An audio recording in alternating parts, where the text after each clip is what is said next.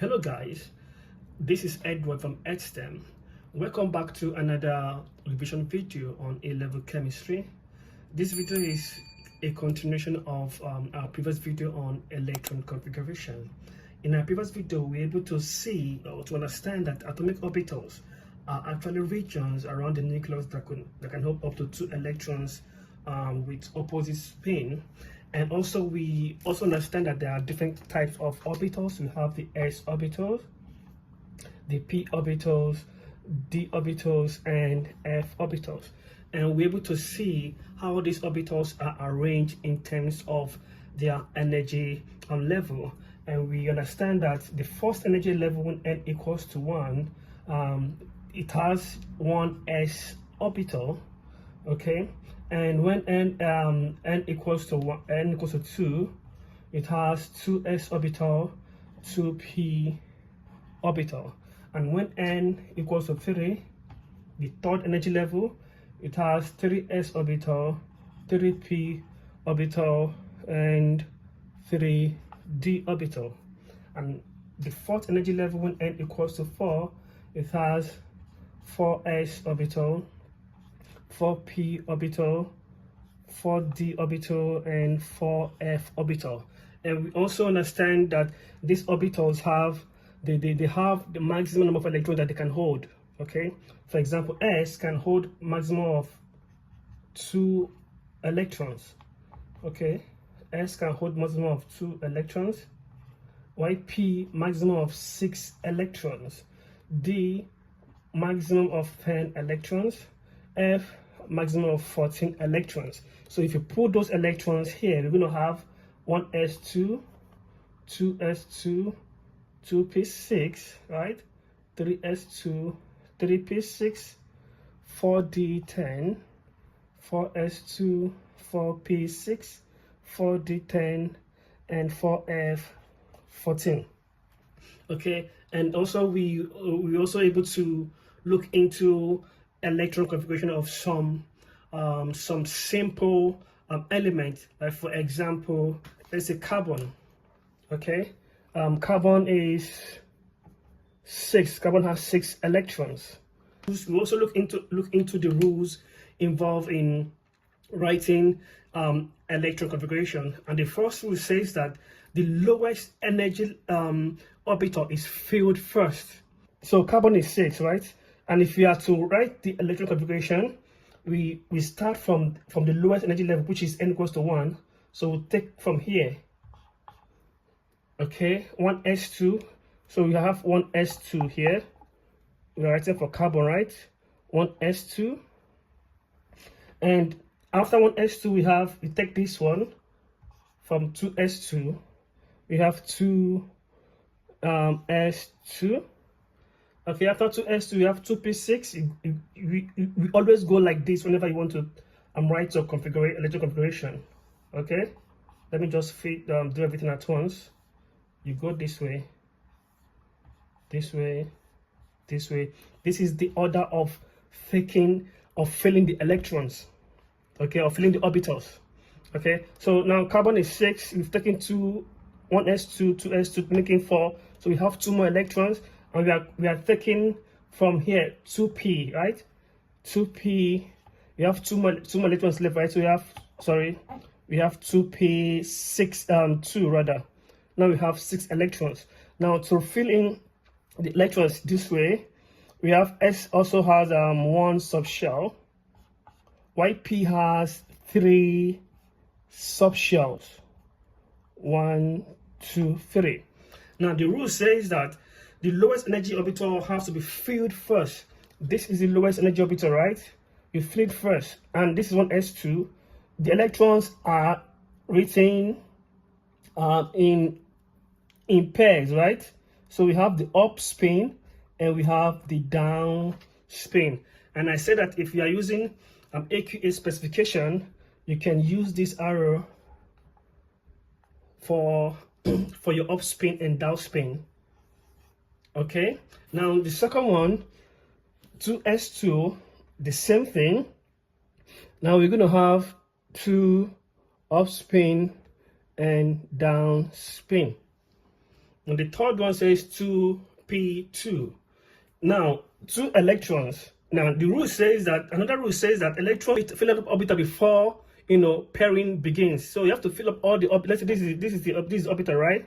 So you have 2 electrons. So you have to fill up the this orbital first before pairing. So you can't just pair like this. No. Okay. So first of all, you fill in the 2 orbitals. You fill in the orbitals first. 1, 2. Okay. So there is no more electron left. So we leave it this way.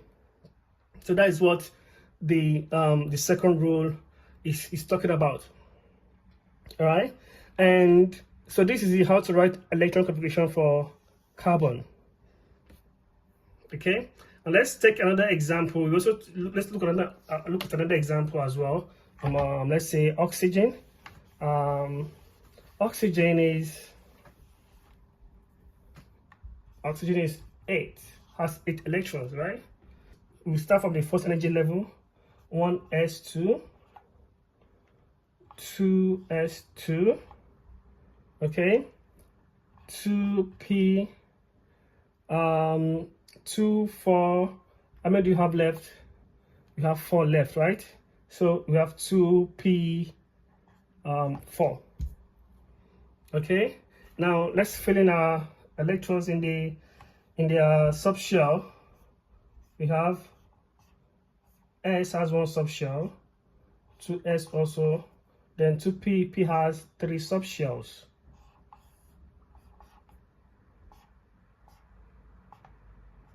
Okay, so 1s2 up spin and down spin, 2s2 as well, up spin and down spin.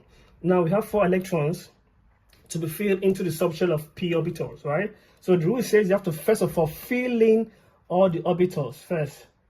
1, 2, 3. Remaining 1, then you can now pair this 4. Okay, so now oxygen has 2 unpaired electrons. In case you might see a question that will ask you, how do you know electrons, or how many unpaired electrons can be found in oxygen? This is how to know the number of unpaired electrons.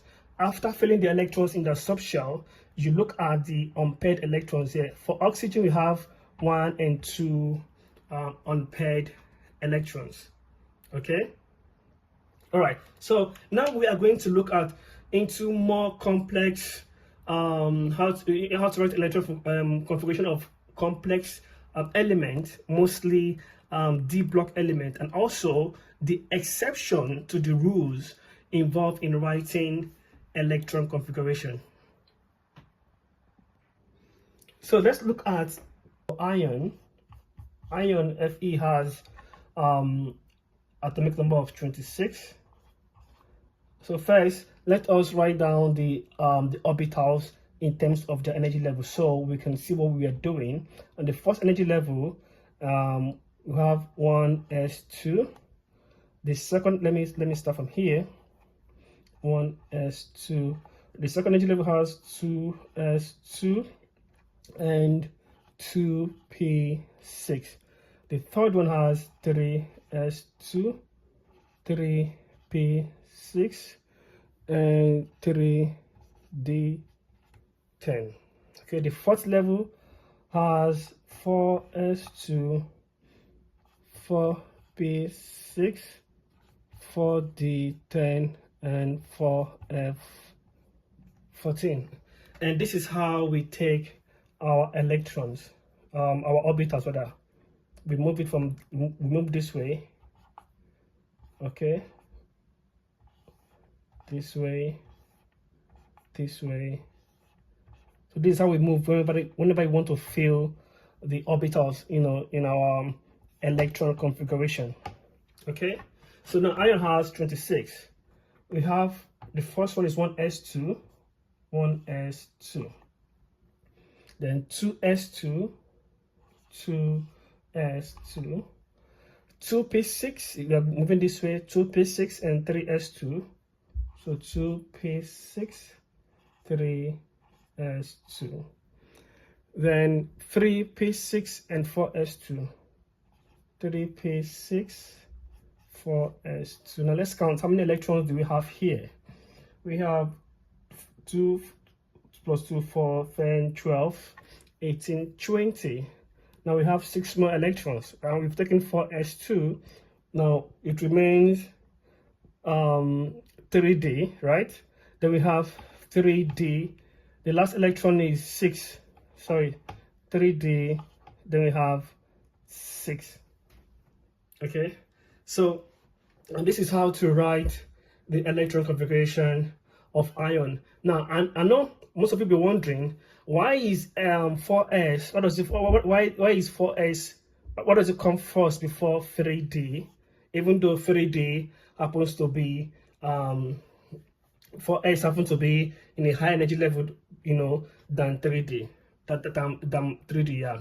Now the reason is this. Now 4s has lower energy than 3d. Okay, 4s has lower energy than 3d, so it has to be filled first before you fill in your 3d. Okay, so that is one of the exceptions, you know, to the rules. Now we're going to look at another exception again, but this time we're going to use another example. Let's say we're using chromium. Okay, let's look at chromium.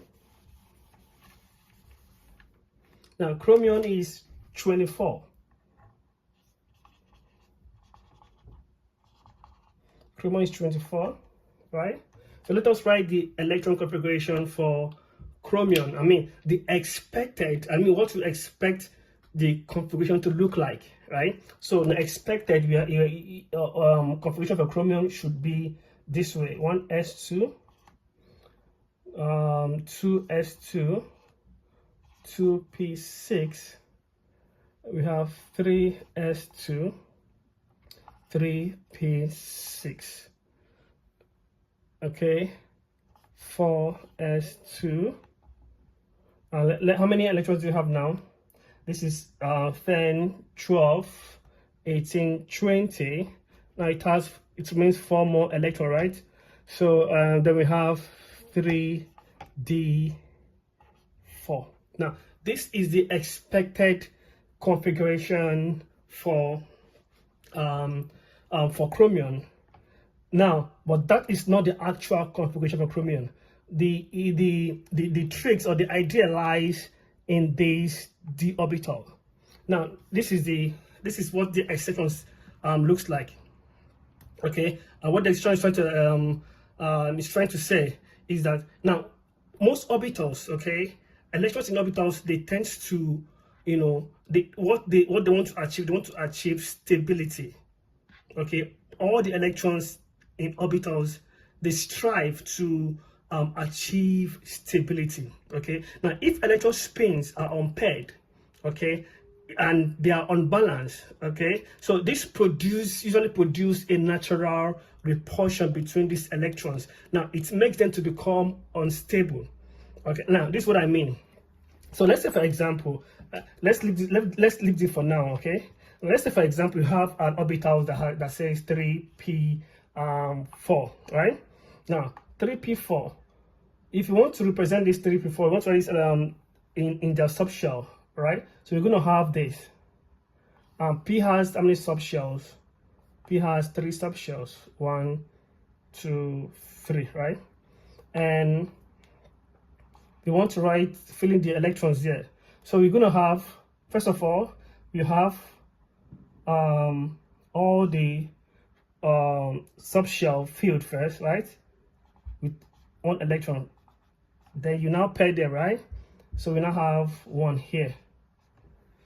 So now, what electrons tend to do is that they tend to attain stability, and for them to do that, it's either the orbitals are completely paired with electrons, or they are completely unpaired with electrons. That is how they attain stability. Now, in this case, now you can see there are one of the we have 2 pairs of electrons here. That makes this particular orbital, the electrons here, to become unstable. So for them to attain the stability, they tend to move one of these electrons here to another subshell. So you now have this is P, right? This is P, 3P. Then you now have it now move one of these electron to a another subshell, which is a higher one, a higher orbital, which to a higher subshell. So here is 3P and here is 4s. So by doing this, this orbital has become stable.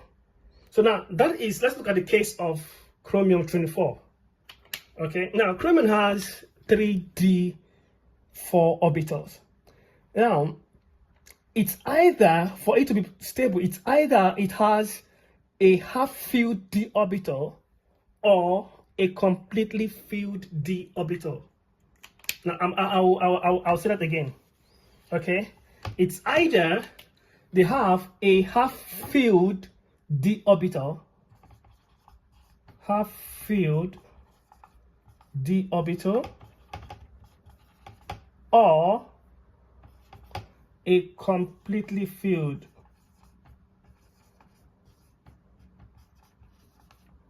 d orbital. So it's either it is d5 or d10. This is how they attain stability. Okay, but in this case now we have d4. What will happen here is that one electron from s, okay, from 4s will be added to this 3d. Then you have the actual configuration of chromium to be 1s2, 2s2, 2p6, 3s2,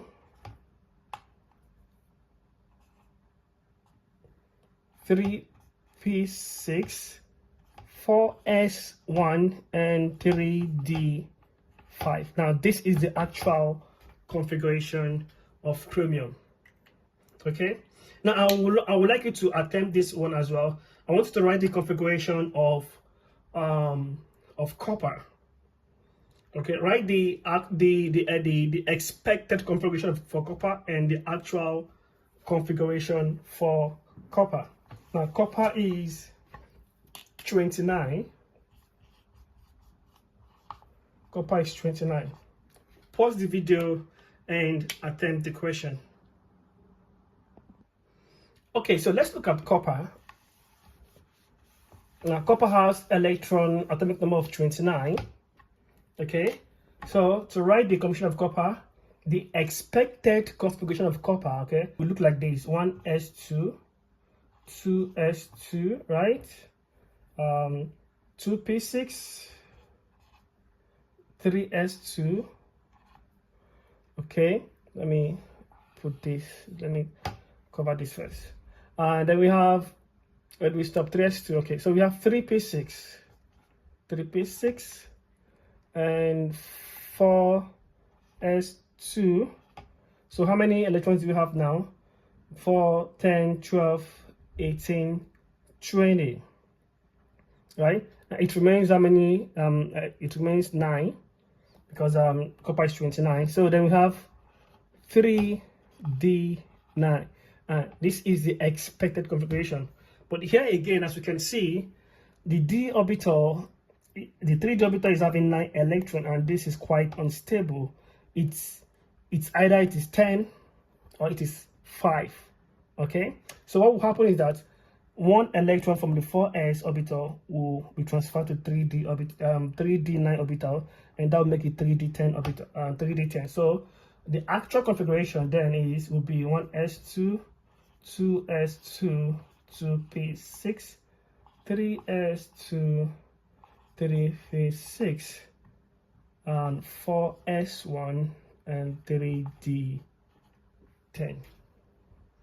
Okay, so this is one of the exception to the rules involved in writing electron configuration of elements, and I hope you've been able to understand how to write electron configuration of complex element like copper and iron and chromium as well.